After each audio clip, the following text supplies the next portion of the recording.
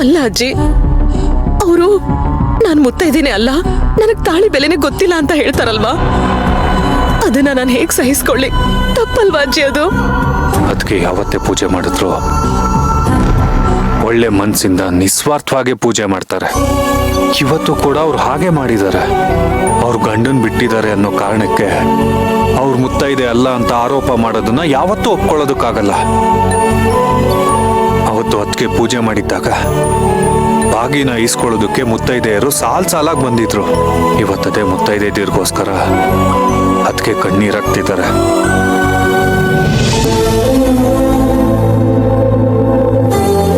ಗಂಡ ಬಿಡೋದನ್ನೇ ಹಬ್ಬ ಮಾಡ್ಕೊಂಡಿರೋರ್ ಕೈಯಲ್ಲಿ ಮುತ್ತೈದೆ ಹಬ್ಬ ಮಾಡಿಸ್ತಾ ಇದ್ದೀರಲ್ಲ, ನಿಮ್ಗೇನ್ ಅನ್ಬೇಕು? ದಸರಾ ಹಬ್ಬ ಗಂಡನ್ಗೆ ಆಯಸ್ ಗಟ್ಟಿಯಾಗಿರ್ಲಿ ಅಂತ ಪೂಜೆ ಮಾಡೋ ದಿನಗಳು.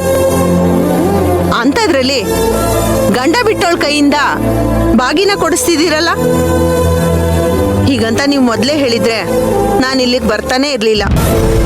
ಯಾರಿಗ ಅರ್ಥ ಆಗದೆ ಇದ್ರು ನನ್ನ ಕಷ್ಟ ನಿನಗೆ ಅರ್ಥ ಆಗತ್ತೆ ಅಂತ ಅನ್ಕೊಂಡಿದ್ದೀನಿ. ಯಾಕೆ ನಿನಗೂ ಅರ್ಥ ಆಗ್ಲಿಲ್ವಮ್ಮ? ಅಥವಾ ನಾನ್ ಮಾಡಿದ ಪಾಪ ಅಂತ ನಿನಗೂ ಅನಿಸ್ತಾ ಇದೆಯಾ? ಇದುವರೆಗೂ ಬಾಗ್ನ ತಗೊಳ್ಳೋದಕ್ಕೆ ಒಬ್ರು ಬಂದಿಲ್ಲ. ಯಾರು ಬರ್ದೇ ಇರೋದನ್ನ ನೋಡ್ತಿದ್ರೆ ಅವರೆಲ್ಲರೂ ಮಾತಾಡ್ದ ಹಾಗೆ ನನಗೆ ಮುತ್ತೈದೆ ಭಾಗ್ಯನೇ ಇಲ್ವೇನೋ ಅನಿಸ್ತಾ ಇದೆ. ಆದ್ರೆ ನಿಜ ಹೇಳ್ತೀನಿ, ಕೋರ್ಟು, ಪೇಪರ್ಸು, ಸಿಗ್ನೇಚರ್ ಮೂಲಕ ನನ್ನ ಗಂಡನಿಂದ ದೂರ ಆಗಿದ್ದೀನಿ ಹೊರತು ಮಾನಸಿಕವಾಗಿ ನಾನು ಅವ್ರನ್ನ ಬಿಟ್ಟಿಲ್ಲ. ಗಂಡ ಹೆಂಡತಿ ಪ್ರೀತಿ ದೇಹ ಬಿಟ್ರು ಹೃದಯ ಬಿಡೋದಿಲ್ಲ.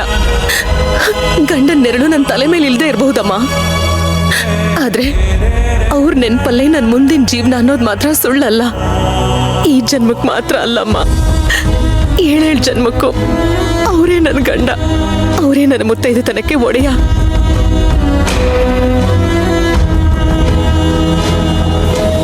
ಅಮ್ಮ, ದಯವಿಟ್ಟು ನೀನೇನಾದ್ರೂ ಮಾಡು ತಾಯಿ. ನನ್ನ ಗಂಡನ ಆಯಸ್ಸು ಗಟ್ಟಿಯಾಗಿರ್ಲಿ, ಯಾವ ದುಷ್ಟ ಕಣ್ಣುಗಳು ಅವ್ರ ಮೇಲೆ ಬೀಳದೆ ಇರ್ಲಿ ಅಂತ ನಾನೇ ವ್ರತ ಮಾಡ್ತಾ ಇದ್ದೀನಿ.